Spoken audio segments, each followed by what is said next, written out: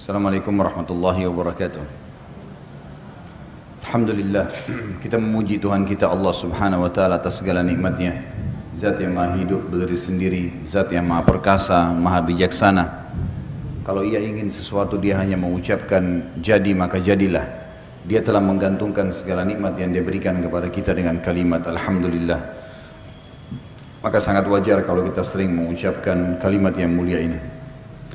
Juga kita panjatkan salawat dan taslim sebagai salam hormat kita kepada manusia yang terbaik, Nabi pilihan dan penutup para Nabi-Nabi dan Rasul, Nabi Muhammad sallallahu alaihi wasallam, sebagaimana Allah dan malaikatnya telah memberikan salam kepada beliau. Masih dalam bahasan kiat-kiat mempertahankan rumah tangga, dan berarti kita sudah membahas 3 poin. Rumah tanggamu adalah ibadahmu, maka ikhlaskan niatmu karena Allah. Itu yang pertama. Yang kedua, anggota keluargamu adalah aset amal jariah dan kunci surgamu. Yang ketiga, jalankan tugasmu dan kewajibanmu. Dan sebagai kata pembuka, saya mengingatkan kembali, rumah tangga itu adalah asas daripada masyarakat. Baik rumah tangga, masyarakat akan baik. Generasi manusia akan baik. Buruk rumah tangga, buruk semuanya. Dan orang-orang yang ada di rumah tangga dimulai dari suami, istri, yang akhirnya nanti akan punya anak menjadi orang tua, anak-anak, kemudian kerabat secara umum. Jadi kalau ini semuanya baik di dalam, pendidikannya baik, yang ditanamkan adalah perintah-perintah Allah, meninggalkan larangan-larangannya, maka akan aman rumah tangga itu dan akan aman masyarakat. Setiap suami istri harus meyakini dan menyadari kalau dia adalah seorang pegawai di sebuah perusahaan. Perusahaan itu namanya rumah tangga. Pemilik perusahaan ini namanya Allah subhanahu wa ta'ala, Tuhan kita. Siapapun yang patuh pada pemilik perusahaan, menjalankan tugas-tugas dan kewajibannya, gajinya, bonusnya akan dia dapatkan. Maka ini ibarat saja, contoh supaya mudah kita fahami.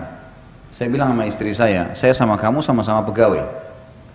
Kita kerja di satu perusahaan namanya rumah tangga. Pemilik perusahaan ini Allah. Dan Allah sebagai pemilik perusahaan telah menjanjikan setiap orang di antara kita yang menjalankan tugas-tugasnya, maka akan diberikan balasan. Lakukanlah semua tugas itu, bukan karena saya juga bukan karena kamu, tapi karena Allah subhanahu wa ta'ala. Setiap pasangan suami istri menjalankan tugas dan kewajibannya karena Allah tidak akan pernah jenuh. Walaupun mungkin pasangannya punya kekurangan, dia akan bisa menerimanya dan dia berusaha membantunya. Karena dia tahu itu kewajiban pasangannya. Seorang suami kalau tahu istrinya salah, tidak layanin dia misalnya, tidak menjalankan kewajibannya mendidik anak, tidak sholat, dia tahu itu kewajiban istrinya. Istrinya akan dihukum kalau dia tidak ingatkan. Berbahaya bagi si istri. Maka suami kalau karena Allah berumah tangga, dia akan menasihatin istrinya bukan karena hak dia, bukan.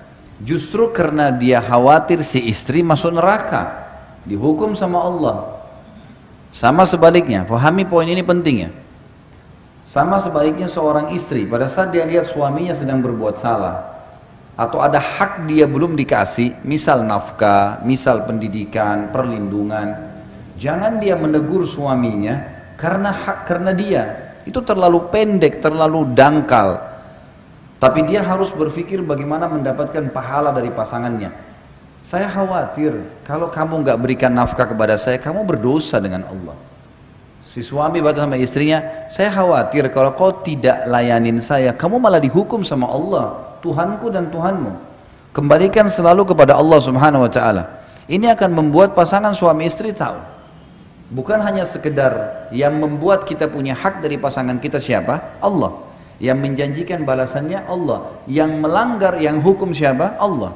Maka harus kembali kepada itu semua. Rumah tangga yang seperti ini asasnya akan bahagia, tenang sekali.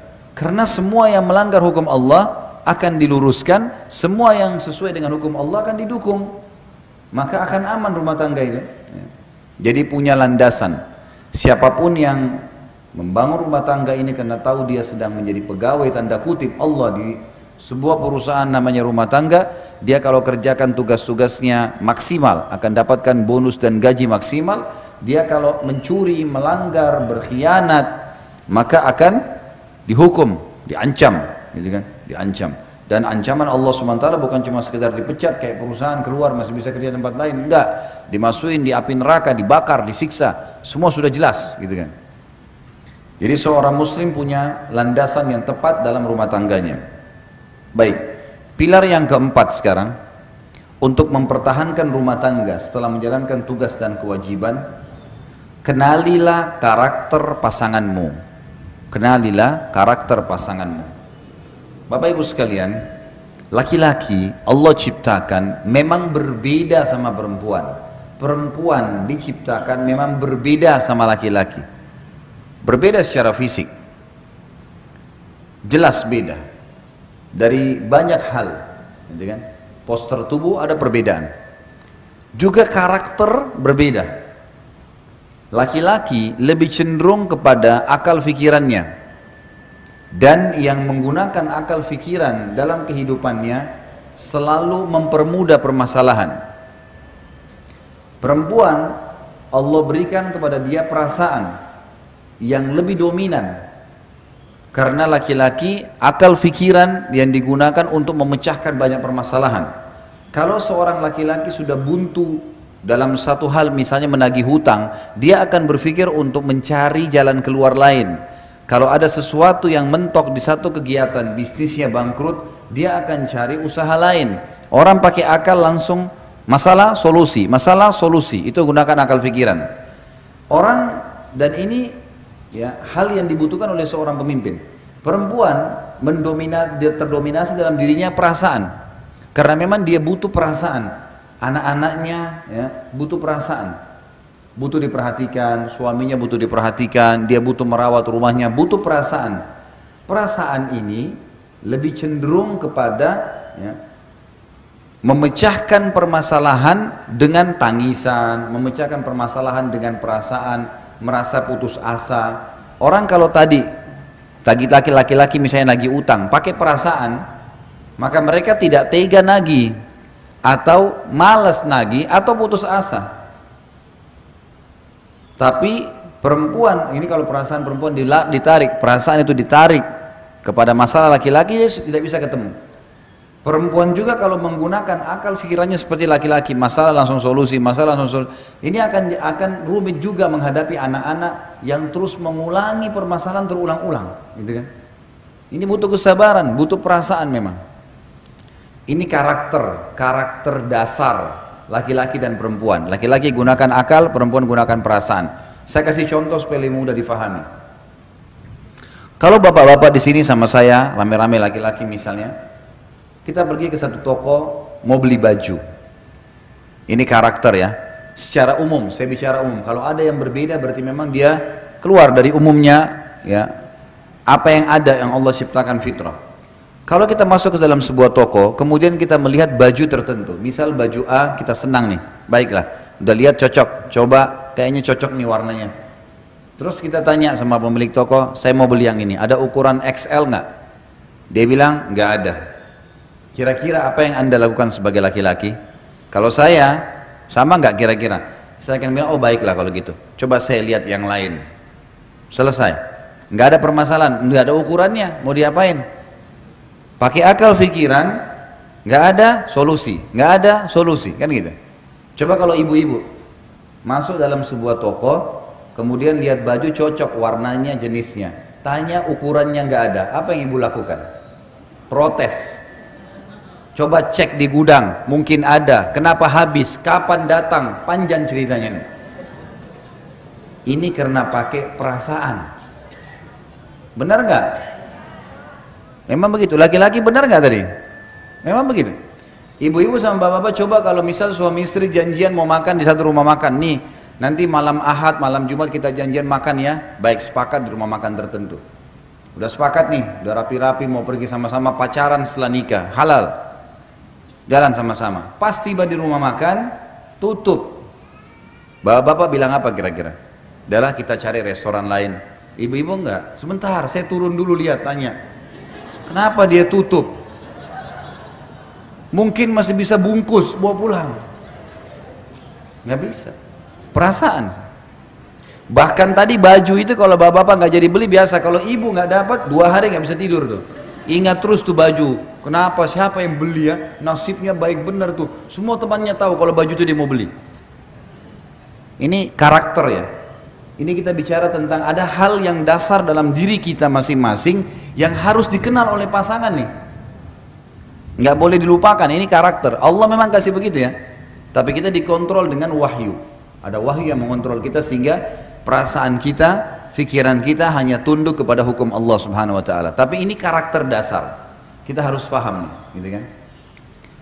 Laki-laki karena menggunakan akal pikiran, bila terjadi cekcok misalnya antara suami istri, ibu-ibu tulis SMS ke suaminya, begini begitu begini panjang lebar 1000 karakter. Setelah ditulis, suaminya laki-laki umumnya kalau baca masalah, oh iya, masa dia tulis gini, oh sudah selesai, dihapus sama dia. Coba kalau suami ibu, bapak-bapak balas ke ibu-ibu nih, dibalas juga 1000 karakter, ibu-ibu baca per huruf.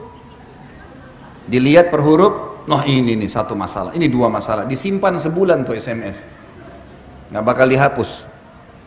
Nanti kalau ribut nih, si istri bilang, kamu itu sampai SMS sama saya begini, suaminya udah lupa, SMS yang mana?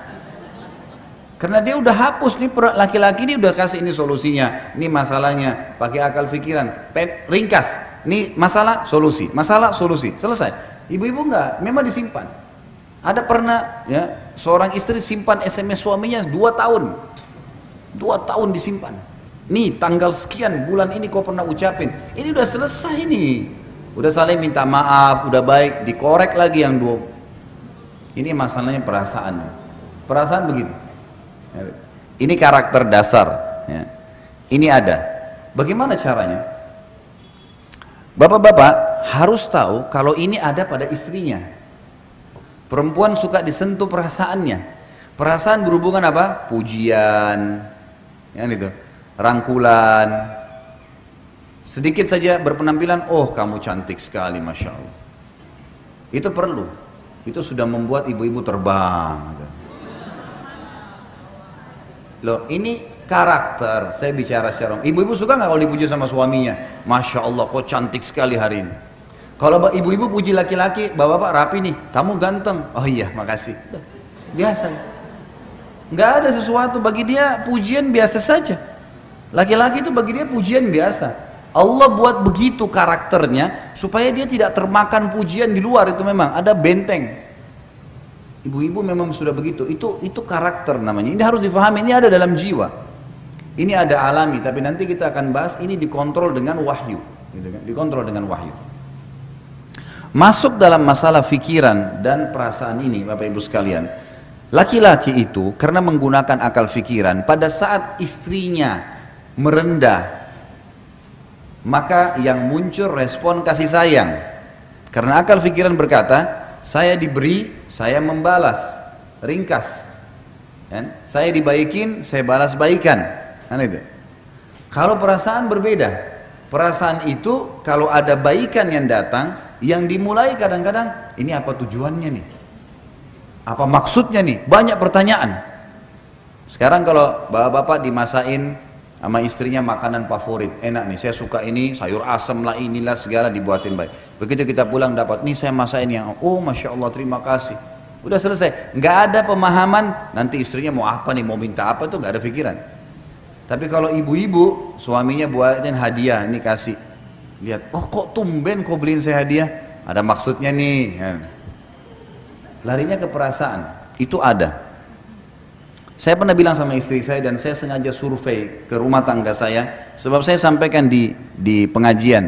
Saya ingin tahu nih masalah karakter, sehingga saya susun materi ini. Saya bilang sama dia, dan alhamdulillah saya tidak lakukan itu. Kalau saya duduk di atas kursi, dan kamu duduk di bawah, di sebelah saya sebagai laki-laki muncul perasaan kesian, sayang, melindungi, menaungi, karena si istri merendah. Bapak-bapak kira-kira kalau istrinya baik, santun, merendah, tambah sayang nggak? Sayang atau nindas? Bapak-bapak nih jawab jujur. Saya mesti siapin cambuk di sini. Kalau ada yang jawab selain saya cambuk nih. Karena memang itu karakter, pasti akan muncul naungan, sayang, perhatian, gitu kan?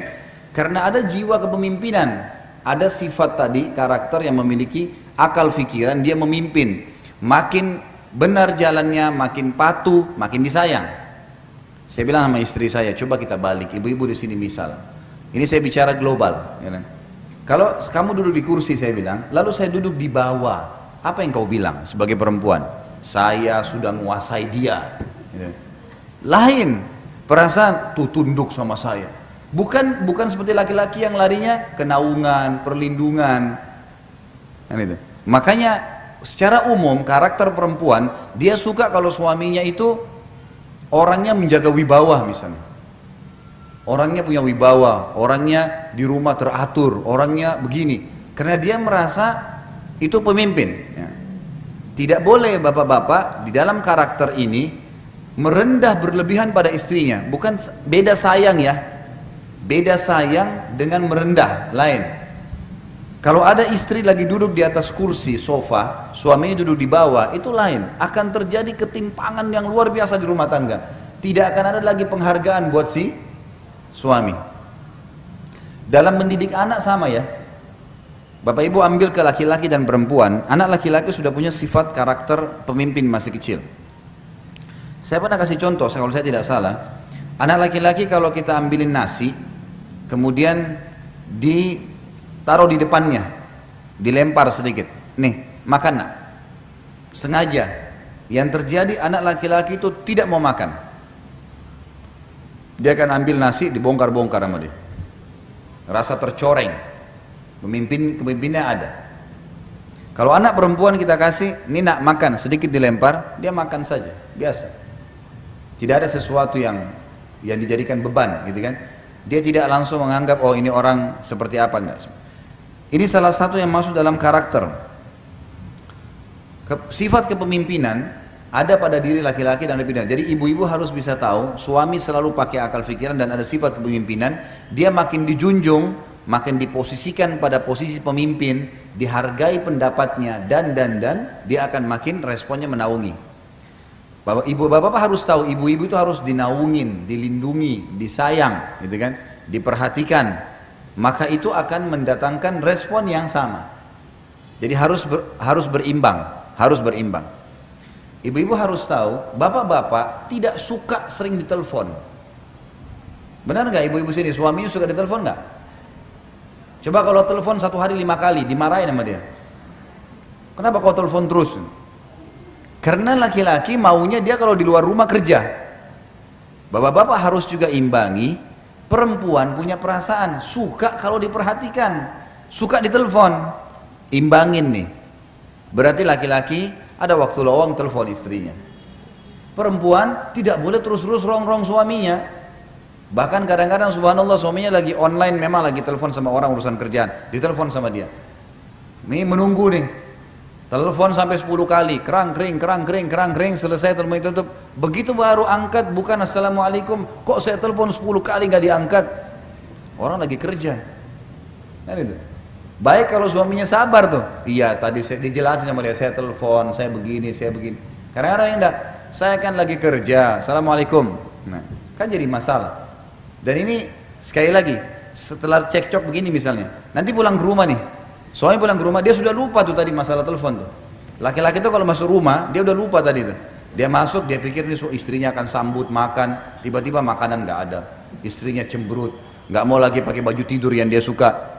Loh, kenapa kamu ini? Tadi kamu SMS atau tadi kamu telepon begini. Dibawa tuh, 7 jam di rumah suami, 7 jam dia menderita di rumah. Jadi harus diimbangin nih. Ini mengenal karakter pasangan penting. Yang kita ingin datangkan di sini adalah karakter ini ada. Sebagaimana ada potensi berbuat baik, potensi berbuat buruk. Ya. Maka kita harus imbangin, dikontrol dengan wahyu. Laki-laki bisa mengenal pasangannya seperti itu perasaannya, maka dia berusaha mengimbanginya. Perempuan mengetahui kalau laki-lakinya begitu karakternya, dia bisa mengikutinya. Kan itu. Ini poin-poin tadi yang saya ingin titik beratkan. Dan mengenal karakter adalah hal yang paling mendasar, salah satu hal yang mendasar pilar dalam mempertahankan rumah tangga. Kemudian yang kelima, pilar yang kelima, hati-hatilah dari musuh yang selalu mengintaimu. Hati-hatilah dari musuh yang selalu mengintaimu. syaitan. Jangan mudah minta cerai bagi perempuan, dan jangan mudah menceraikan bagi laki-laki. Apa sebabnya ini? Hadis Bukhari. Nabi SAW bersabda, iblis memiliki singgasana di lautan. Setiap hari anak cucunya melapor, saya baru buat orang mabuk, saya baru buat orang dusta, saya baru buat orang riba, saya baru buat orang zina. Sama iblis dianggap biasa semua. Ya sudah. Pas ada anak cucunya mengatakan saya baru menceraikan suami istri, sama iblis diangkat, didudukan di singgasananya, berhenti tugas. Udah, yang penting sudah rusak satu rumah tangga, cerai, itu sudah prestasi yang paling tinggi dikejar oleh iblis. Kenapa? Rusaknya rumah tangga, ributnya suami istri, Bapak Ibu sekalian, akan mengacaukan seluruh masyarakat. Karena kalau ribut dua orang saja suami istri, sudah cukup seluruh keluarganya juga ikut ribut. Lingkungan teman-temannya semua juga ikut ribut, pro kontra. Kalaupun terjadi cerai, anak-anaknya jadi kacau semuanya. Secara kejiwaan masih muda, masih anak-anak, semua terpukul secara kejiwaan. Mau ketemu ayahnya, ibunya nggak kasih. Mau ketemu ibunya, ayahnya nggak kasih, dan seterusnya. Jadi memang cerai itu target utama iblis. Makanya hati-hati. Kata para ulama, kalau di luar rumah ada 5 syaitan atau 10 syaitan mendampingi seorang yang beriman, mencari untuk menggodahnya, maka dalam rumah tangga ada 1000 syaitan. Kadang-kadang masalah kecil, mungkin suami bisa tersinggung hanya karena lupa dibuatin teh atau kopi, atau dicuciin bajunya oleh istrinya. Atau mungkin ada yang dia minta dikerjakan di rumah, istrinya lupa, syaitan buat dia lupa. Sudah cukup untuk marah sama istrinya. Seorang istri sudah cukup untuk marah, bahkan bisa minta cerai hanya karena ingin diantar ke satu tempat, suaminya belum sempat. Yang betul ada kesibukan. Akhirnya tersinggung, kalau ibumu kau dahulukan, kalau saya tidak, panjang ceritanya. Kalimat cerai lagi, hati-hati. Kata Nabi SAW, jangan main-main di 3 hal. Pernikahan, perceraian, dan rujuk. Kembali setelah cerai, ini nggak boleh main-main. Nggak boleh orang dalam Islam, Bapak Ibu punya teman, kemudian Bapak Ibu punya anak laki-laki, temannya punya anak perempuan. Lalu kita bilang, Bapak Ibu ini bilang sama temannya, nanti anak kita kalau besar kita jodohin ya. Nah, ini dalam Islam berlaku kalau si teman mengatakan, oke, baik, sepakat. Anak-anak ini nggak boleh dinikahin pada saat dewasa kecuali sudah disampaikan. Dulu ayah sama ibu pernah jodohin kamu sama anak itu, mau nggak? Oh, saya nggak mau ayah, nggak mau ibu, ya sudah. Kalau enggak ini terikat, ada hukum di sini. Karena dua-duanya sudah sepakat, dan kata ulama masuk dalam hadis Nabi SAW, al-mu'minuna ala syurutihim. Orang-orang mukmin terikat dengan syarat yang telah disepakati, nggak boleh nih. Nikah, nggak boleh main-main. Makanya kalau ada yang bercanda pun, nanti kita jodohin anak kita ya, itu tergantung kalau Allah takdirin. Nggak bisa saya katakan kalau iya ini anak-anak terikat nih, nggak boleh. Cerai, nggak boleh nih. Ucapin sembarangan, apalagi bapak-bapak, hati-hati. Pengucapan kalimat cerai, dan kata ulama, hikmah kenapa cerai di tangan laki-laki bukan tangan perempuan, karena mereka pakai akal fikiran. Kalau mau menceraikan masih berpikir nih, ini kedepannya bagaimana, ini nanti bagaimana, anak bagaimana, panjang nih ceritanya. Kalau perempuan tidak, pokoknya ceraikan saya tidak mau tahu. Besok apa terjadi ini urusan nanti. Padahal kalau sudah diceraikan pergi ke rumah orang tuanya nyesel juga nanti. Jadi masalah juga nanti. Banyak orang begitu. Berapa banyak akhwat muslimat yang tanya kepada saya, Ustaz, saya nyesal Ustaz, saya sudah sering tekan suami saya minta cerai, sekarang akhirnya saya diceraikan, saya mau kembali sudah susah. Suami saya sudah sering ucapin sampai 3 kali. Ya hukum syar'i. Kenapa ibu main-main? Gak boleh main-main. Bapak-bapak juga gak boleh main-main nih. Darurat sekali baru diucapin kalimat itu. Betul-betul patokannya adalah pelanggaran agama. Kalau sudah pasangan kita bermaksiat kepada Allah dan kita ajak taubat gak mau, nah ini di sini boleh kita gunakan kalimat mulia itu. Kalau tidak ada pelanggaran agama, Bapak Ibu sekalian, hanya urusan dunia, kurangnya pendapatan, masih butuh pengaturan waktu, adaptasi, tradisi keluarga, anulah ya, apa namanya, mudahkanlah urusan dunia. Bagaimana bapak-bapak tinggal 30 tahun di rumah tangga di rumah tangga orang tuanya dengan pola makan, cara berpakaian, cara ngomong, situasi keluarga ada. Ibu-ibu 20 tahun, 25 tahun tinggal di orang tuanya juga dengan pola makan, cara hidup. Berbeda ini. Tiba-tiba disatuin dalam satu rumah tangga. Apa mau tiba-tiba langsung hari pertama sudah cocok? Ada adaptasi. Ada adaptasi. Maka kita harus tahu masalah ini. Hati-hati, jangan main-main. Sampai kata ulama bagi bapak-bapak, kalau ada, saya pernah belajar fikih di tingkat 3 kuliah di kuliah dakwah di Madinah. Dosen saya dulu kebetulan wakil, kalau tidak salah beliau wakil hakim di pengadilan agama di Madinah. Beliau bilang kalau ada seorang laki-laki istrinya lagi naik di atas tangga, bercanda, dia bilang kalau kamu naik lanjutin jalan kamu, saya ceraikan. Kalau kamu turun, saya ceraikan. Kalau si perempuan ini tidak mau diceraikan, dia harus turun dari tengah-tengah, kena jatuh tuh tolaknya, walaupun bercanda, nggak boleh. Makanya ibu-ibu jangan sering udah ceraikan saja saya, kita sudah nggak cocok, akhirnya suaminya terpicu ngucapin kalimat itu, nggak boleh. Bapak-bapak juga jangan menekan istrinya dengan selalu kalau kau tidak mau ikut saya akan ceraikan. Kalau urusan agama boleh, ingat ya, kalau sudah urusan agama hubungan sama Allah, cerai ini boleh dipakai. Tapi kalau urusan dunia, masalah makanan, baju, warna spray, gorden, tinggal di mana, dunia, nggak ada yang dibawa ke kuburan. Mau diapain tuh rumah yang oh ini di Menteng, hebat, oh ini cuma di Rawamangun, saudaraku. Kita kalau naik pesawat yang di Menteng pun jadi kecil tuh, nggak kelihatan lagi. Apa yang mau diperebutkan? Kadang-kadang juga ini hal-hal mendasar yang harus kita fahamin ya. Hati-hati, syaitan selalu mengintai. Maka syaitan kata ulama lebih senang suami istri bercerai daripada terjadi pembunuhan di luar rumah, daripada orang riba. Padahal ini dosa-dosa berat semua nih. Tapi kalau cerai ini luar biasa. Luar biasa, si suami akan sakit kepalanya, kalau cerai istrinya akan sakit kepalanya, hidup mereka jadi tidak tenang, anak-anak jadi korban.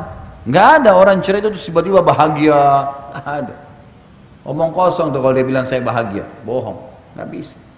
Allah sudah satuin awalnya dalam kalimat akad, kalau ada masalah-masalah yang dihadapin, selama bukan pelanggaran agama, toleransi, maafin. Nanti kita jelasin di pilar selanjutnya. Baik. Pilar yang keenam, hati-hati tadi dengan syaitan, jangan iyakan. Semua bisikan buruk, tinggalkan. Pilar yang keenam adalah lapang dada, memaafkan dan meminta maaf. Islam mengajarkan kita Bapak Ibu sekalian yang benar memaafkan, yang salah minta maaf.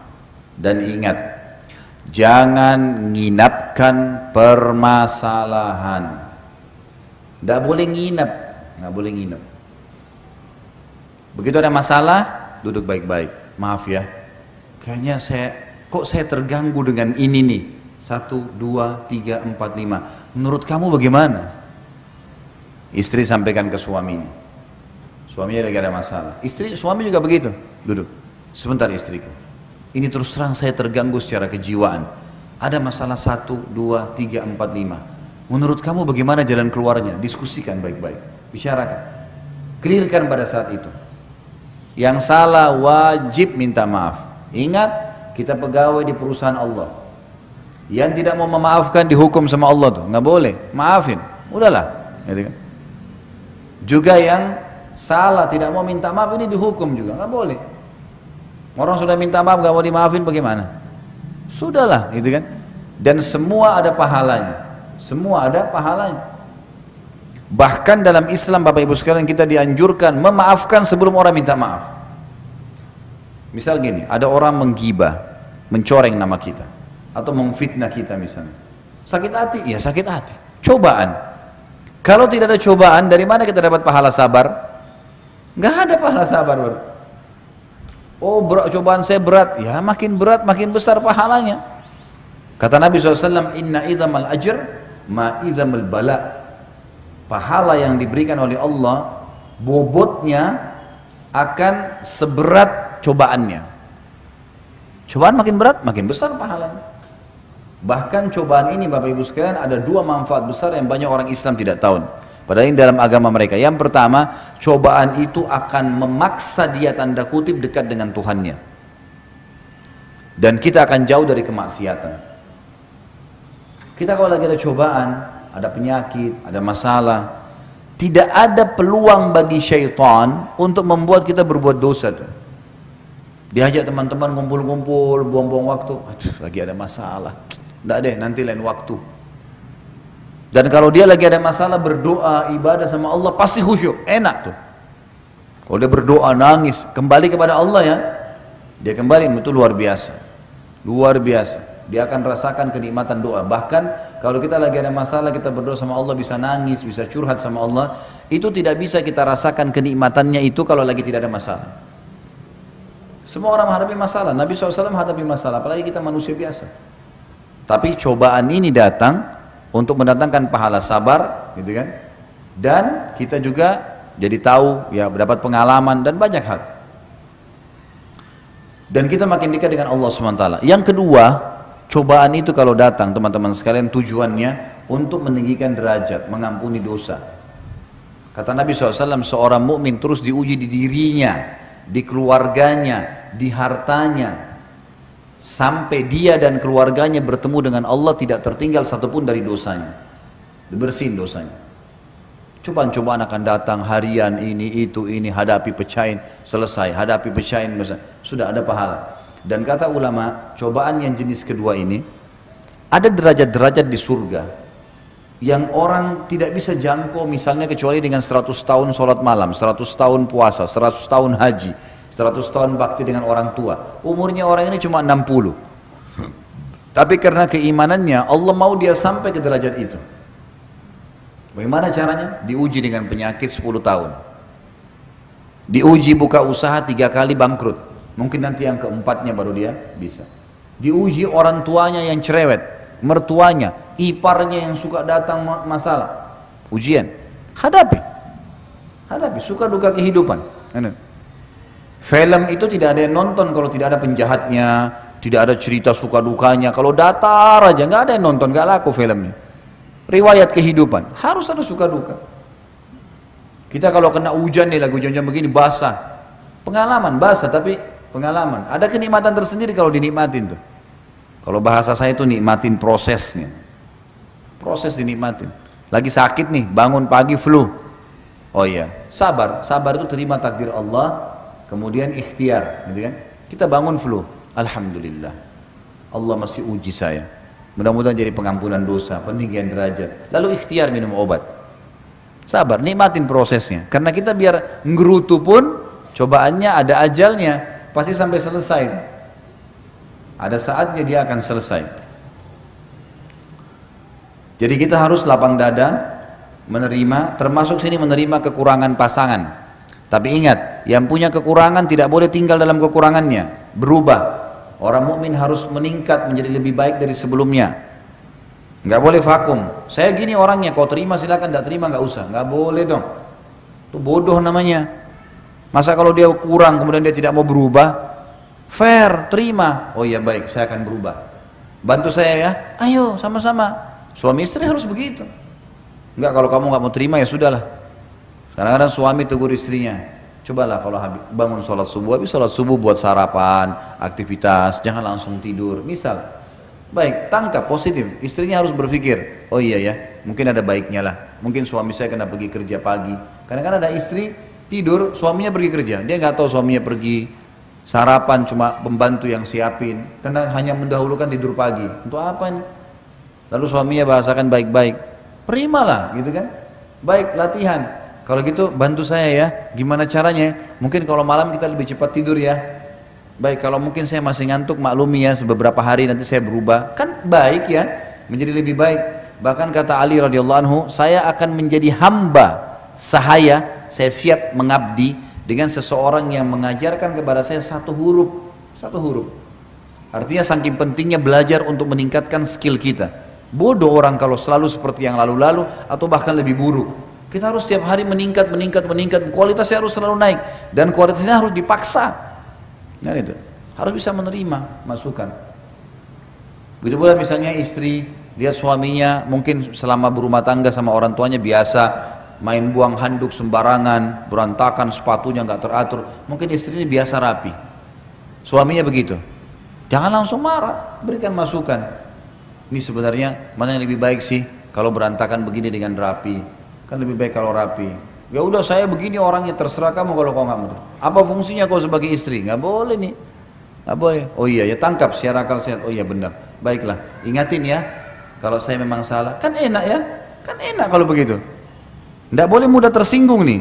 Ya. Ini tersinggung ini bahaya, senjata syaitan. Nggak boleh.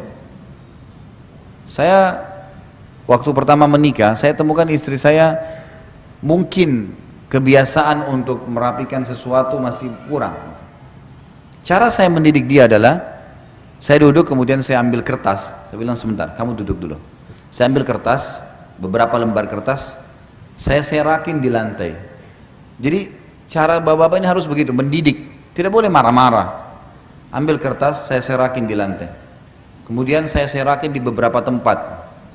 Terus saya bilang, kira-kira menurut kamu berantakan gak nih? Berantakan. Baik.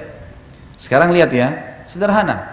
Saya pungutin tuh kertas semuanya, saya satuin, saya taruh di atas meja. Hilang tuh tadi pemandangan berantakan. Bagus gak kelihatan? Bagus. Ini yang saya mau. Ini yang saya mau. Cuma ini saja, merapikan. Alhamdulillahnya dia faham. Gitu kan? Bisa kita berikan masukan. Tapi yang penting dua-duanya memang harus lapang dada nih. Jangan sampai si perempuan tidak mau diperbaiki atau si laki-laki tidak mau diperbaiki, ini bahaya.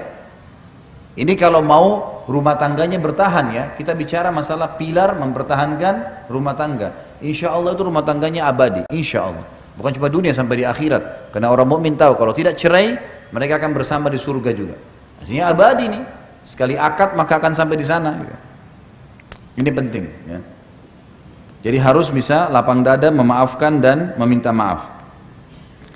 Tentu banyak hadis-hadis ya yang berbunyi tentang masalah ini. Misalnya kalau ibu-ibu itu, ada hadis Nabi SAW, wanita ahli surga, wanita yang kalau dia salah atau suaminya salah, dia akan datang memegang tangan suaminya lalu berkata, saya tidak bisa tidur kalau kau belum ridho. Saya tidak. Ini sabda Nabi ya, wahyu memandu ibu-ibu pakai cara ini. Ini tuntunan dari Allah, bukan dari saya. Wanita ahli surga, wanita yang kalau dia salah atau suaminya salah, dia datang memegang tangannya sambil mengatakan, saya nggak bisa tidur kalau kau tidak ridho. Ternyata ini secara zahir hadisnya, bisa saja ibu-ibu bilang, kok kesannya suami salah saya yang harus minta maaf ya. Ternyata ini tuntunan wahyu, laki-laki itu kalau ibu minta maaf sama dia, yang terjadi dia minta maaf. Dia akui kesalahannya. Itu karena dia pakai akal pikiran. Bapak-bapak sini coba kalau istrinya datang, maafin saya ya kalau saya punya salah. Padahal kita nih yang salah nih. Apa yang Anda akan lakukan? Oh iya saya yang salah, maafin saya. Laki-laki akan begitu. Itu tuntunan dalam agama, nggak mungkin salah wahyu. Karena ternyata laki-laki kalau mau disinggung, dipahami, diberikan paham harus begitu. Ada jiwa kepemimpinan. Gitu ya. Biasanya mereka tidak mau diguruin. Ya, karena ada sifat itu. Laki-laki juga begitu. Bagaimana Nabi SAW menghadapi para istri-istrinya? Ada masalah, sudah minta maaf, sudah selesai, sudah dimaafin sama Nabi SAW, nggak ada lagi diungkit-ungkit.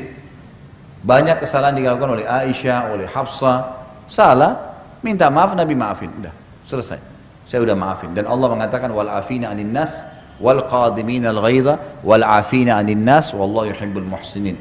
Kata Allah SWT, wal qadimin al ghaidh, orang yang bisa meredam emosinya pada saat dia mampu melampiaskannya. Ini laki-laki nih, kita jadi suami, kita benar nih, istri kita salah. Kita bisa lampiaskan salah itu sebenarnya, marah. Tapi kita redam malah, namanya qadhimin al-ghaidh. Ghaidh itu emosi yang kita dalam kondisi benar. Ibu-ibu lagi benar nih, suaminya yang salah. Tapi qadhimin al-ghaidh, meredam emosinya, nggak mau dilampiaskan. Gitu kan? Allah memuji itu. Wal qadhimin al-ghaidha wal afina anin nas. Lalu dia memaafkan orang-orang. Wallahu yuhibbul muhsinin, dan Allah suka dengan orang-orang yang berbuat baik. Ada sedikit kisah berhubungan dengan masalah ayat ini, tapi tidak berhubungan dengan rumah tangga. Seorang ulama tabi'in dulu, dia lagi duduk sama tamunya. Sementara itu ada satu budak, ya, budaknya yang biasa hidangkan makanan. Pada saat tamunya sudah duduk, budak ini lagi bawa marak, ya, kuah, sop atau apa marak ya, yang panas sekali. Tidak sengaja si budak ini mendidih ini, tidak sengaja budaknya kesentuh karpet, jatuh, tumpah semua marak di badan tuannya. Bayangin nih, kuah panas tumpah. Kalau agama yang menjadi landasan kita, Bapak Ibu sekalian, emosi terkontrol, ya. Semua pemasukan, pengeluaran, tatapan mata, ucapan yang diucapin, tangannya, semuanya itu terkontrol. Bayangin dalam kondisi tumpah sebadan kuah marak yang panas. Apa yang terjadi? Si budak ini tahu pasti tuannya akan marah, manusiawi. Lalu dia mengatakan, wahai Tuan, Allah berfirman, wal qadhiminal ghaidha, dan orang yang bisa meredam emosinya pada. Jadi ghaidh itu emosi yang meluap-luap dan dalam kondisi benar loh ya. Anak kita salah nih, kita bisa mukul dia, tapi kita redam. Pada saat itu justru kita bisa marah dengan pegawai atau pembantu kita, tapi kita redam, gitu kan? Lalu tuannya mengatakan dia redam, baiklah. Tiba-tiba dia tarik nafas dan mengatakan baiklah. Lalu tuan pembantu budak ini pintar, karena dia faham agama, dia juga bilang, karena dia tidak sengaja tadi, bukan sengaja nuang.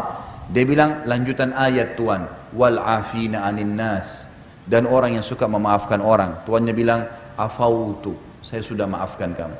Lalu dilanjutkan kata budaknya, dan Allah berfirman, Tuan, penutupan ayat, wallahu yuhibbul muhsinin, Allah suka orang berbuat kebaikan. Kata tuannya, kau saya bebaskan dari keterbudakan.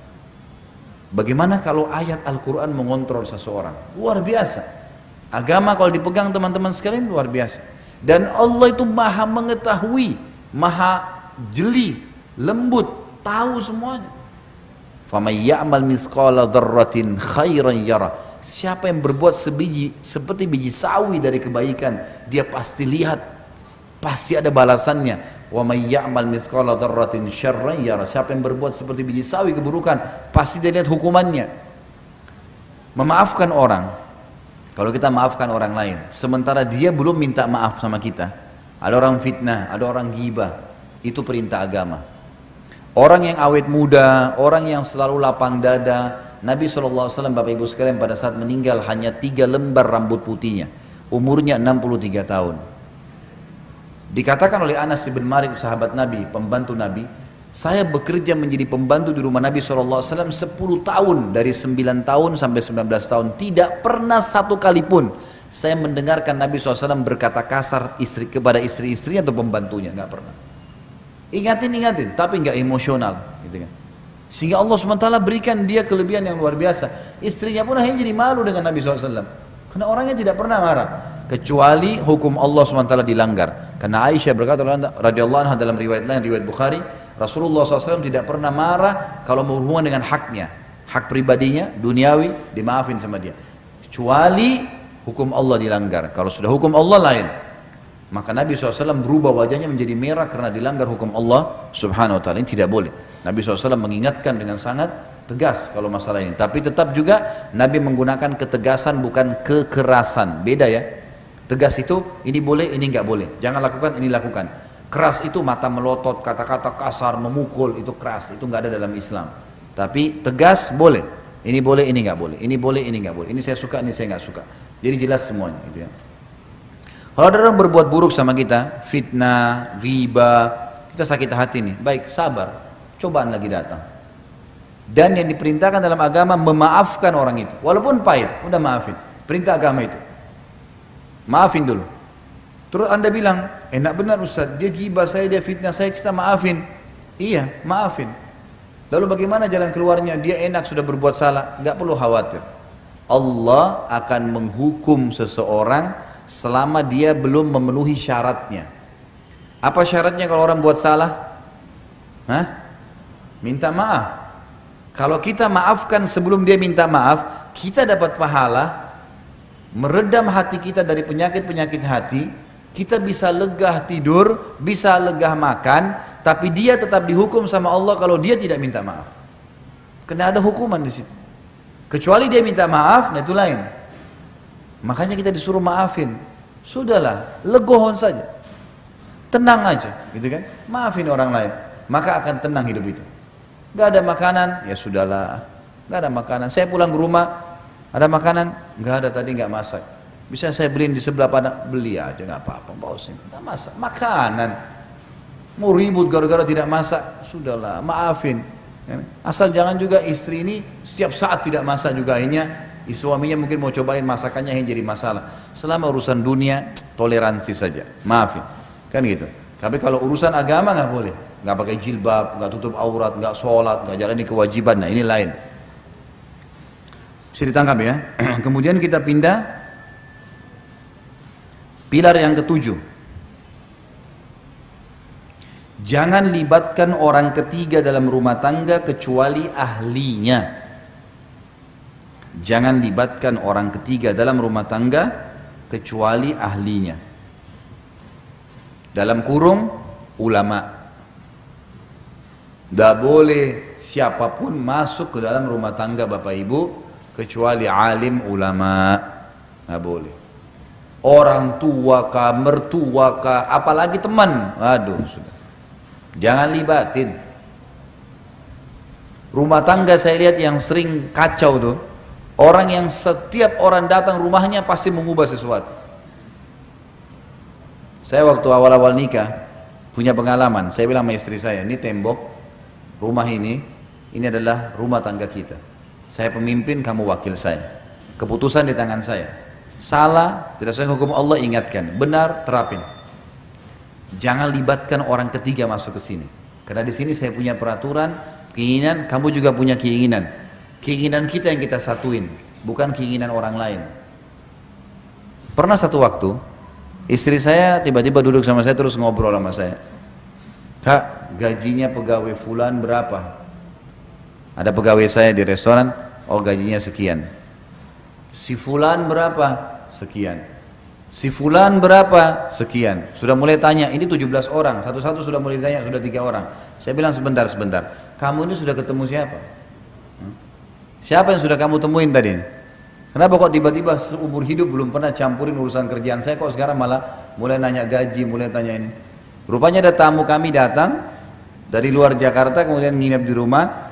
Terus orang ini, istri saya bilang, orang itu kak yang bilang, katanya kita ini harus tahu semua yang berhubungan sama suami. Jadi akhirnya saya mesti tahu gajinya pegawai, penjualannya kakak berapa, segalanya lah. Saya bilang gini, saya setuju. Kalau kamu mau tahu semua saya kasih tahu, tapi jangan salahin saya kalau kepala kamu pecah. Ini masalah saya sebagai laki-laki ini luar biasa. Nagih utang, ajakin pegawai, macam-macam, yang absen, yang datang, yang curang, macam-macam. Sekarang kamu ini enak sekali. Apa yang urusannya? Urusan kalau ngantuk tidur, lapar makan, sholat, urus anak-anak mati masuk surga. Enak kan? Kenapa tambah program nih? Ibu-ibu ini udah apa tambah program nih? Capek-capekin diri. Wong tugas kita ada waktunya di dunia, kan gitu. Ternyata orang ketiga nih kalau masuk harus kita punya prinsip, nggak boleh nggak. Bangun prinsip. Ada orang bisa mengubah rumahnya 7 kali warna rumahnya diubah, gara-gara 7 orang tamu yang datang. Kenapa kok pakai warna putih, gitu kan? Bagusnya ini warna biru, ubah warna biru. Nanti besok tamu lain lagi datang coklat, pelimplang, nggak bisa. Kenapa warna putih ya? Saya suka warna putih. Selesai. Ini rumah tangga saya kok. Kenapa sofa kamu begitu? Kenapa nggak beli sofa begini? Oh ini saya suka. Oh ini suami saya hadiahkan. Saya terima kasih sama dia. Alhamdulillah. Udah. Jangan biarin orang itu masuk ke semua urusan kita. Ada orang memang subhanallah fudul gitu. Masuk ke rumah orang, lihat dapurnya, buka lacinya, macam-macam diperiksa.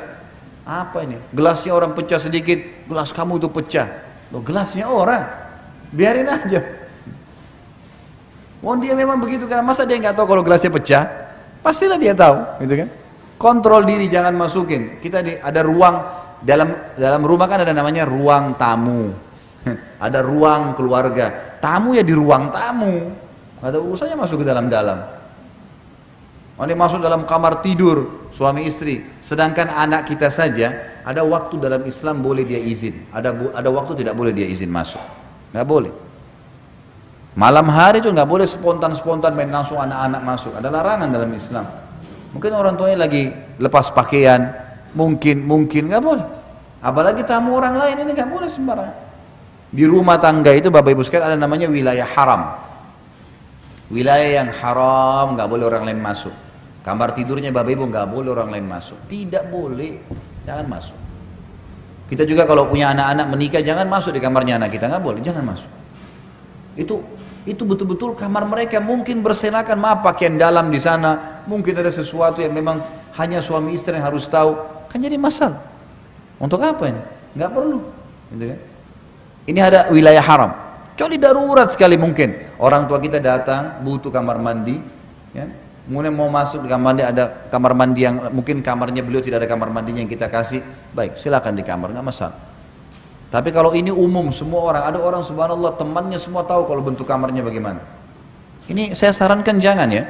Ya, ini bukan masalah sombong, bukan, tetapi memang tidak boleh. Orang ketiga ini kalau masuk, orang ini melihat dengan mata, dia berpikir dengan akal, dia punya telinga, kemudian dia juga punya kesenangan, ya, dia punya suka sesuatu, maka dia pasti nyampaikan apa yang dia suka.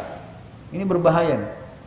Banyak ibu-ibu protes sama suaminya, minta gonta-ganti HP, gonta-ganti mobil, hanya karena temannya begitu, tetangganya begitu. Ini orang yang pelimplang, nggak ada tujuannya. Bahkan pernah saya temukan kasus ada rumah tangga ribut gara-gara tidak digantiin HP, padahal istrinya tidak ngerti bagaimana pakai HP baru itu. HP lama aja belum mengerti, cuma bisa SMS sama telepon. Yang lain belum tahu, terus mau ganti HP baru hanya karena gengsi. Perlihatkan orang. Kenapa ini? Untuk apa gengsi?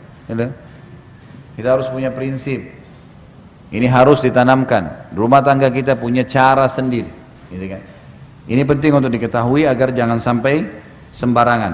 Nah, orang-orang yang bisa kita ceritakan tentang permasalahan kita hanya ahlinya, alim ulama, karena mereka akan memandu kita kepada jalan keluar agama. Banyak orang punya masalah rumah tangga, orang tuanya dilibatkan. Orang tuanya sendiri punya masalah rumah tangga. Ada banyak orang yang libatkan ibunya cerai sama suaminya, gitu kan? Akhirnya dituntun anaknya cerai aja sama suamimu. Ikuti langkahnya dia. Banyak begitu. Bapak-bapak diminta panduan, dia tidak suka sama istrinya. Dia bilang sama anaknya, ceraikan aja. Ayah juga dulu ceraikan istri. Udahlah, nggak apa-apa. Kan jadi salah semuanya. Tapi kalau alim ulama beda. Allah berfirman, Rasulullah bersabda, kan diingatkan. Harusnya begini, sabar, pertahankan, ini solusinya, ruqyah, ini, itu, macam-macam. Jadi harus yang terlibat orang ketiga. Ya, orang yang ketiga adalah para alim ulama. Dan ini yang terjadi di kehidupan sahabat.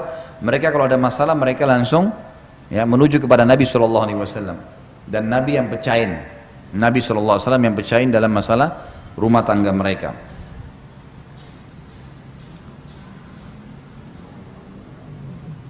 Yang kedelapan, pilarnya adalah Islam asas rumah tanggamu, maka terapkan syariatnya, bentuk suasana dan kondisi islami. Saya ulangi, Islam adalah asas rumah tanggamu. Islam adalah asas semuanya. Kehidupan kita termasuk rumah tangga. Islam asas rumah tanggamu, maka terapkan syariatnya, bentuk suasana dan kondisi islami.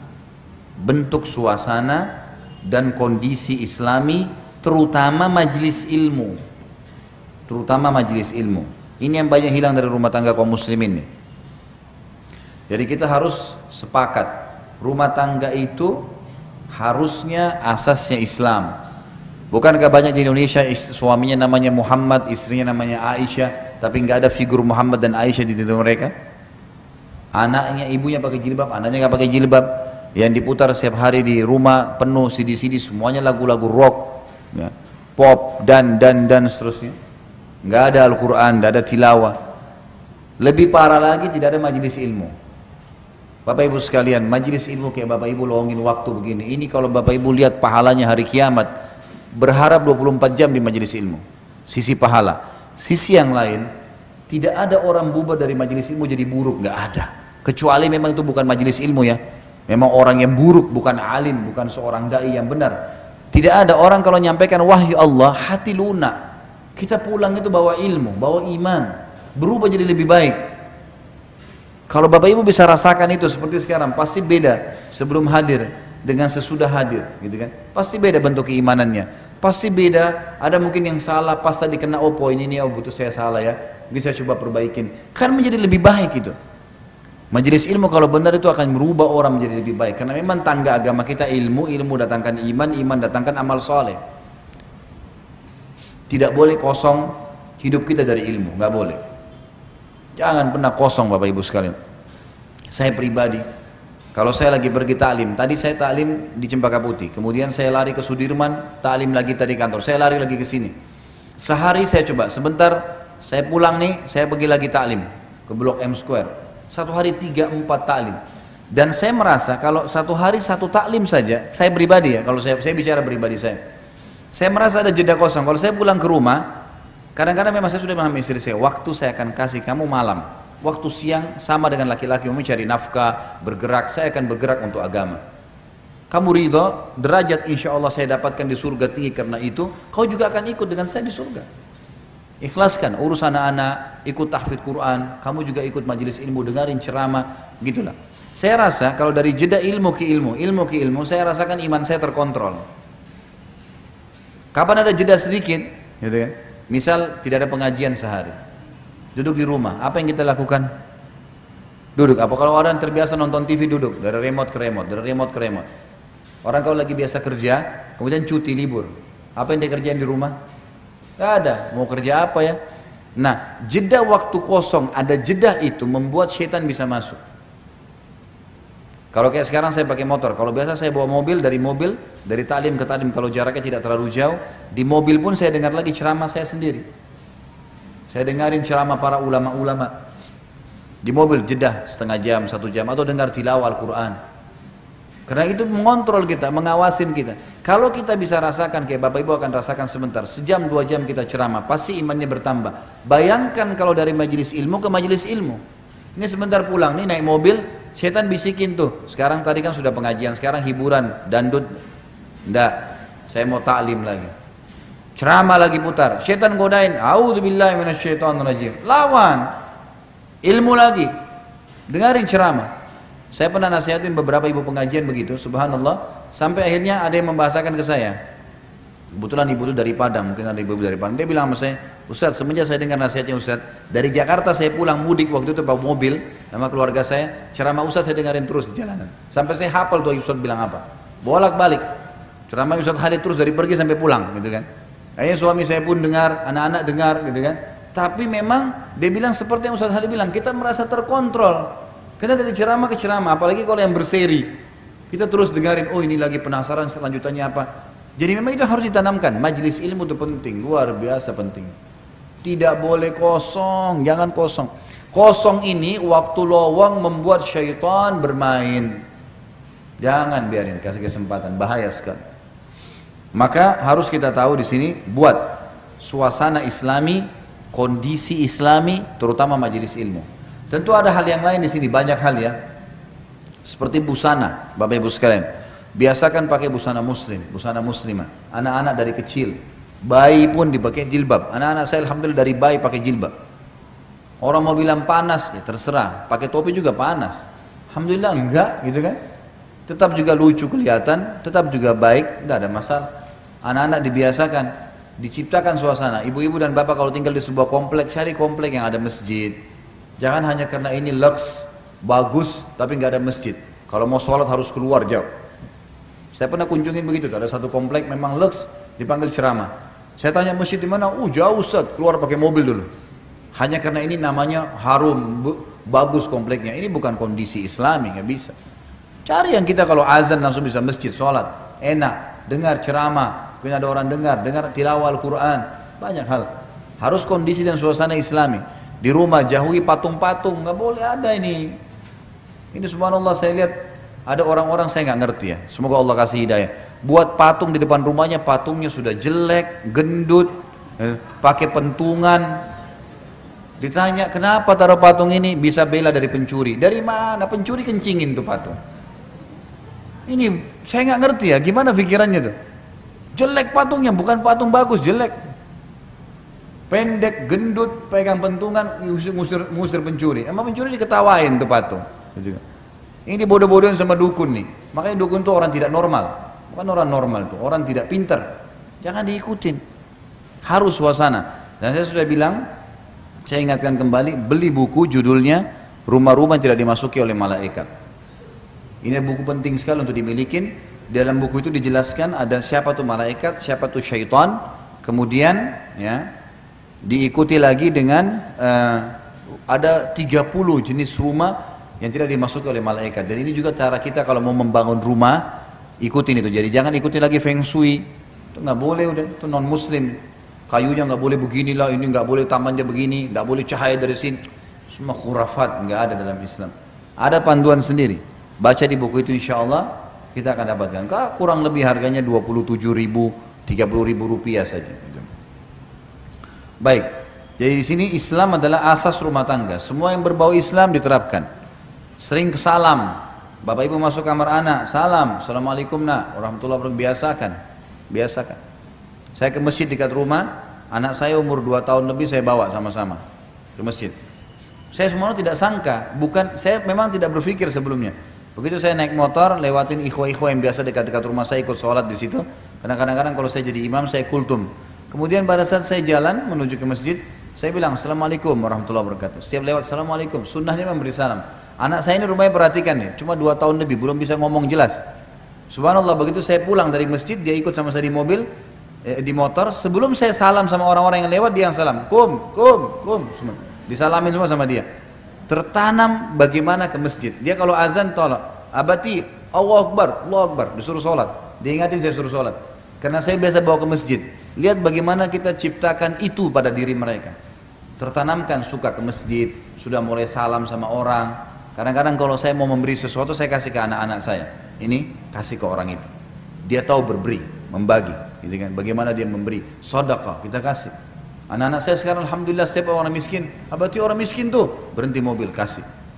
Mereka tunjukin tuh, karena saya tertanam. Bayangkan anak-anak terdidik sampai dewasa sudah terbiasa lihat orang miskin langsung berhenti kasih. Tanamkan itu, Islam yang ditanamkan dalam pikiran mereka. Bukan malah kalau makan, udah makan nak, tidak usah kasih orang, kamu kenyang duluan dulu. Mana cara didikannya? Islam asasnya harusnya begitu. Baik, selanjutnya yang ke-9. Jam berapa azan? Hah? Ini mau dilanjutin atau pertanyaan? Hah? Lanjutin, baik. Yang ke-9, nasihat menasihati. Nasihat menasihati, ini perintah agama. Kata Nabi SAW, ad-dinun nasihat. Agama ini adalah nasihat. Jadi kita saling mengingatkan, saling menasihati. Ibu-ibu harus bisa menerima kalau dinasihati sama suaminya.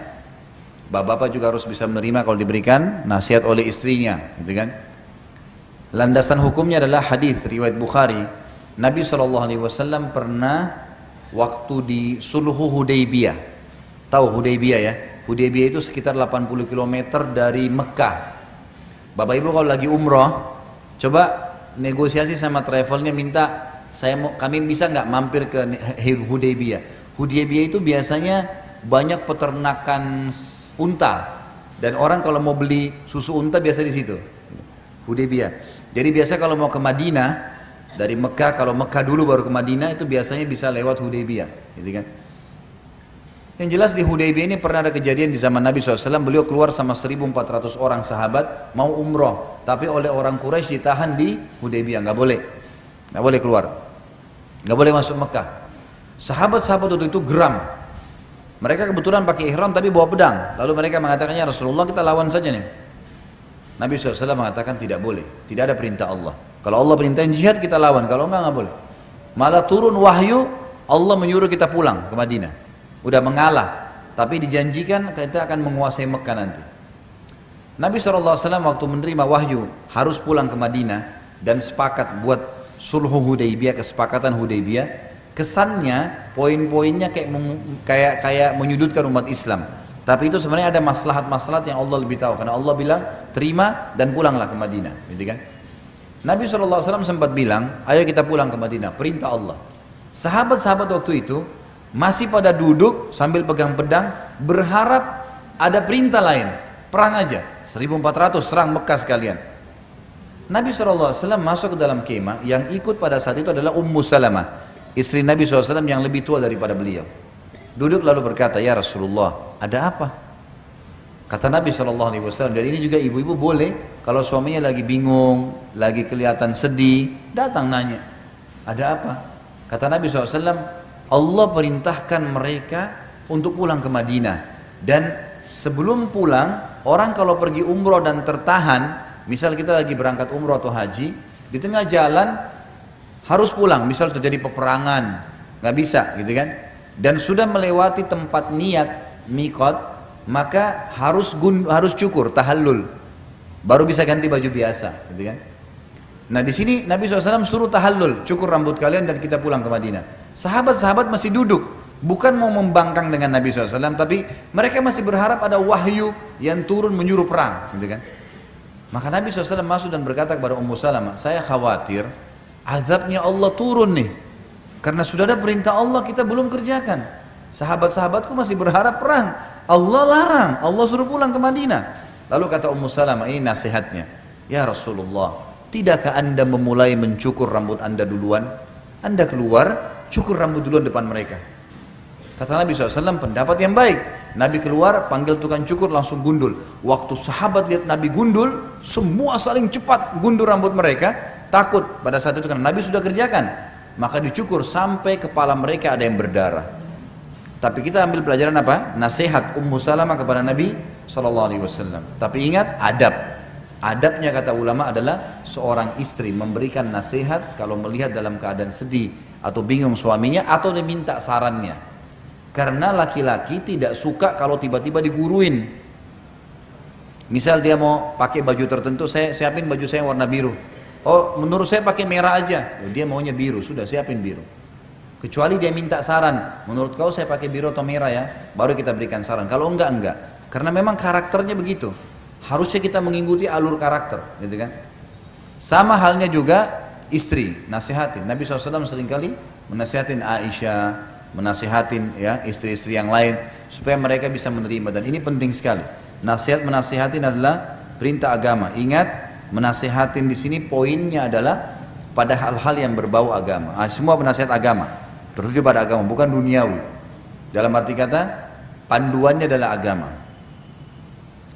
Yang ke-10, sabarlah, dunia sebentar dan akhirat target hidupmu. Sabar. Baru melahirkan, tentu ibu-ibu dan bapak tahu, anak bayi kadang-kadang nangis malam, kadang-kadang gini, mesti dibersihin kotorannya. Ada sabar di situ, gitu kan? Kadang-kadang ada saatnya seorang istri jenuh di rumah, suaminya sabar, jenuh. Berhari-hari dengan aktivitas yang sama, masak, cuci, bersihin rumah, masak, cuci, bersihin rumah. Ada waktu dia butuh bersama-sama. Saya kadang-kadang kalau pulang ke rumah, saya capek nih, dari pagi saya keluar sampai malam. Yang paling pertama saya lakukan, bapak-bapak mungkin bisa ambil pelajaran seperti ini. Saya kalau pulang ke rumah, maka pada saat saya taruh tas laptop atau saya masuk ke dalam rumah setelah salam, istri saya sambut saya panggil dulu dia duduk. Duduk, saya juga sambil rileks, saya tanya, gimana kabar kamu hari ini? Apa yang kamu lakukan? Maka dia cerita pengalaman dia yang 8 jam saya tinggalkan setengah jam. Begini, macam-macam. Anak-anak inilah itulah. Ada yang perlu saya tanggapin, saya tanggapin. Yang tidak, oh iya, baiklah, sabar. Gini, udah setengah jam. Ternyata ibu-ibu ini karena tadinya menampung 8 jam nunggu suaminya, dia juga butuh didengar. Oh tadi anak-anak ini ada yang jatuh, ada begini, ada yang telepon, ada yang datang, ada yang... Bapak jangan egois, dengar tuh. Kalau bapak-bapak tidak buka diri untuk menerima keluhan istri, dia keluhan ke laki-laki lain nanti. Nggak boleh. Nanti kalau sudah laki-laki lain curhat baru masalah. Jangan. Dengarkan. Coba duduk dengarin. Itu ternyata setelah setengah jam semua undak-undaknya sudah hilang, habis. Saya nggak minta diaturin makan. Tiba-tiba, lupa mau makan ya. Ya makan. Silakan siapin makan, tidak apa-apa. Saya juga sambil rileks. Istri saya juga akhirnya tungguan penantian dia 8 jam selesai. Karena saya dengarin masalahnya. Yang perlu saya tanggapin, yang tidak, gitu kan. Selesai. Banyak suami egois. Pulang, istrinya sudah tunggu nih 8 jam. Pulang ke rumah, langsung masuk. Mana makanan? Saya capek. Tidur langsung. Masuk kamar. Istrinya lihat dia, ini apa nih manusia? Betul kamu capek kerja. Saya kan juga capek ngurus rumah. Butuh pendamping, butuh curhat, butuh bicara. Perempuan punya perasaan. Padahal tidak butuh waktu banyak teman-teman sekalian. Tidak butuh waktu banyak. Duduk bicara sama pasangan, menatap wajahnya, menatap mata itu tidak butuh waktu banyak. Dengarin ucapannya, nasihatin, rangkul itu penting. Sama halnya ini kalau suami, istri juga begitu. Suaminya pulang, maka walaupun ada hajat yang mendesak, Yang didahulukan adalah kebutuhannya dia. Begitu datang, mau minum, mau makan sesuatu, saya siapin dulu.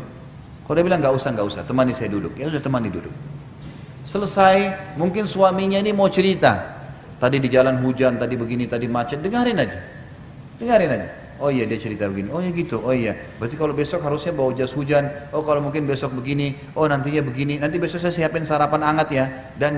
Sudah selesai setengah jam. Kemudian sudah lihat nih, suami ada lega. Dia sudah sampaikan masalahnya. Karena subhanallah, menceritakan sesuatu itu penting ya. Kita kalau kekang sendiri masalah kita, itu malah jadi masalah. Tapi kalau kita bicara, dan Allah jadikan suami istri itu sebagai pendamping untuk itu, menjadi tempat penampungan, kita nampung. Setelah selesai ibu mau sampaikan hajatnya apapun, tidak ada masalah. Ini penting untuk diketahui. Ibu-ibu ada rahasia untuk, saya sudah pernah sampaikan kalau tidak salah, bagaimana suaminya bisa memenuhi hajatnya. Penuhi pandangan matanya, penuhi perutnya, penuhi kemaluannya. Itu di laki-laki, gitu kan. Kalau di perempuan, dua hal saja, pandangan mata dan perut. Maksudnya di sini apa yang dia senang dilihat, yang dia lagi pengen dipenuhi. Makanan di rumah siap. Selebihnya itu adalah tambahan. Kalau laki-laki ada tambahan kebutuhan biologisnya. Karena biasanya laki-laki kalau tidak terlampiaskan biologis maka akan jadi masalah. Biasanya emosi itu akan meluap-luap. Jadi kalau ibu-ibu suka lihat suaminya emosional, ini berarti ada masalah di biologis ini. Selain daripada itu biasanya memang ada was-was syaitan, tapi biasanya berpengaruh gitu kan. Di buku Mahkota Pengantin yang pernah saya bawain itu ada penjelasan masalah bagaimana pengaruh sperma yang komposisinya dari api dan udara itu membawa kepada emosi kalau tidak terlampiaskan. Baik. Yang ke-11, udah azan belum? Jam berapa azannya?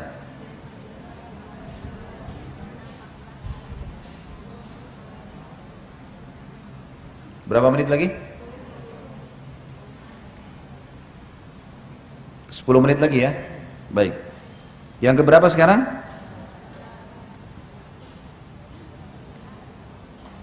12 ya. 17. Saya dengar dari sana tadi. 17 ini luar biasa, melampaui poin saya.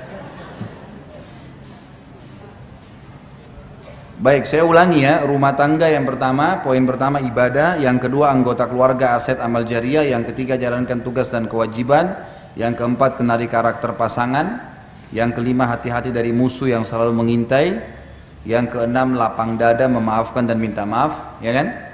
Yang ketujuh jangan libatkan orang ketiga kecuali ahlinya ulama. Yang kedelapan Islam asas rumah tanggamu. Yang kesembilan nasihat menasihati. Yang kesepuluh sadarlah dunia itu sebentar ya. Baik, sekarang yang ke-11, kontrol cemburumu. Subjudulnya gitu, kontrol cemburumu pada pelanggaran agama saja. Kontrol cemburumu hanya pada pelanggaran agama saja.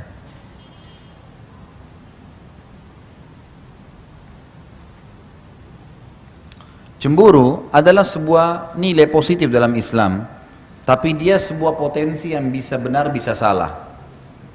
Laki-laki yang tidak cemburu pada istrinya disebutkan dalam agama dengan dayyuth. Dayyuth itu adalah laki-laki yang membiarkan suaminya pada pelanggaran agama karena dia suka. Misal dia kena cinta sekali sama istrinya, dia nggak tega, sudahlah istrinya nggak apa-apa nggak pakai jilbab, istrinya nggak apa-apa nggak sholat, istrinya nggak apa-apa durhaka sama orang tuanya dia, sama mertua. Itu semua tidak boleh. Dayyuth namanya, nggak boleh. Dalam Islam haram, gitu kan? Dia tidak boleh, ya, dia harus punya kecemburuan. Seorang istri juga punya kecemburuan terhadap suaminya, tapi kecemburuan ini harus pada pelanggaran agama saja. Tidak benar dalam Islam kalau ada suami atau istri cemburu dengan anaknya. Misal, ada banyak terjadi begitu. Istrinya sibuk urus anaknya, suaminya datang, tetap anaknya terus dipenuhi. Suaminya cemburu, masa anak terus kamu urus, kamu nggak urus misalnya. Gimana caranya dia cemburu sama anak sendiri? Ibu-ibu gitu, kalau anak-anaknya minta sesuatu langsung suaminya beli. Kalau dia mungkin masih ditunda sama suaminya. Masa anak-anak minta langsung dikasih, kalau saya ditunda? Masa anak dicemburuin gitu kan? Nggak nyambung ini ya. Nggak boleh cemburu dengan orang tua. Masa kalau orang tua kamu dahulukan, kalau saya enggak? Nggak boleh. Ibu-ibu hati-hati. Bapak-bapaknya harus tetap bakti dengan orang tuanya walaupun sudah menikah. Ibu harus mendukung suaminya supaya sering kunjungin orang tuanya. Harus selalu bakti sama orang tuanya. Kalau ibu beda, ibu sudah menikah, maka bakti pertama kepada suami. Tetap bakti dengan orang tua, tapi libatkan suami di situ.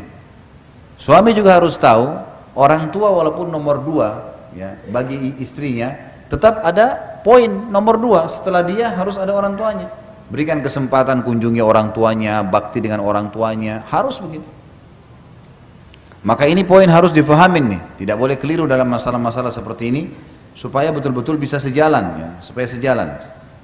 Cemburu harus dikontrol. Ada orang cemburu juga, misal dengan ya, ipar, laki-laki, suaminya ibu, ayahnya ibu, anaknya ibu nanti, itu punya kewajiban membiayai saudarinya ya. Sudah tahu belum hukumnya? Jadi kalau anak perempuan masih hidup ayahnya yang tanggung.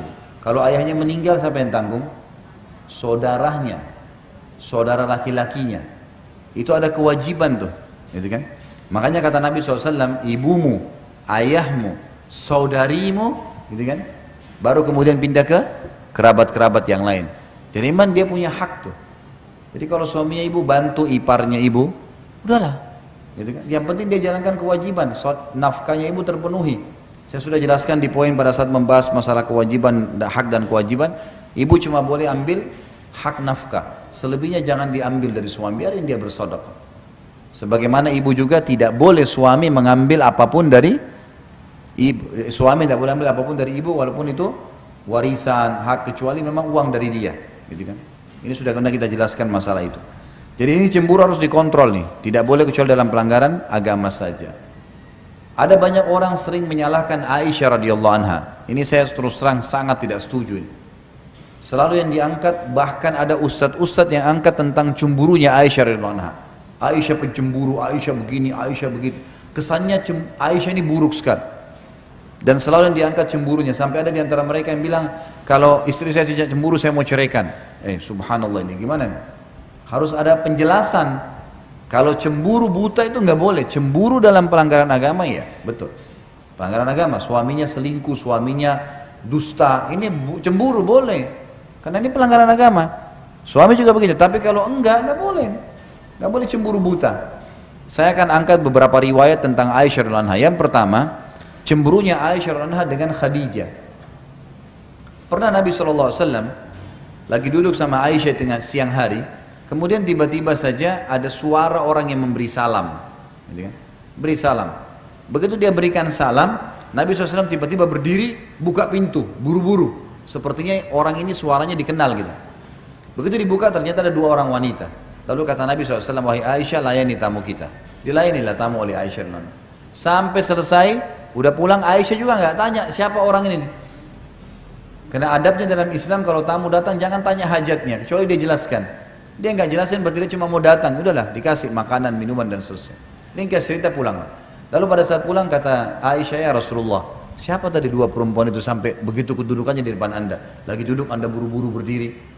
Lalu yang terjadi kata Nabi SAW, kalau yang satu adiknya Khadijah, istri pertamanya Nabi yang sudah meninggal di Mekah, Ummul Mukminin yang terkenal radhiyallahu anha. Kalau yang satu sahabat dekatnya Khadijah, dulu sering mengunjungi kami di Mekah. Tiba-tiba di sini cemburu Aisyah bangkit. Ya Rasulullah, anda masih mengenang wanita Quraisy yang sudah berkeriput semua mukanya. Khadijah sudah tua dan sudah masuk ke tanah dan Allah sudah mati. Dan Allah gantikan anda wanita Quraisy yang lebih muda dan juga masih hidup. Cemburu terbawa. Ini perilaku kecemburuan Aisyah. Kita lihat, yang jadi hukum bukan cemburunya Bapak Ibu sekalian, tapi bagaimana Nabi menanggapi. Ini yang jadi hukum kan. Orang banyak mengangkat cemburunya Aisyah. Ternyata Nabi SAW mengatakan, wahai Aisyah, tidak akan pernah ada yang bisa mengalahkan Khadijah.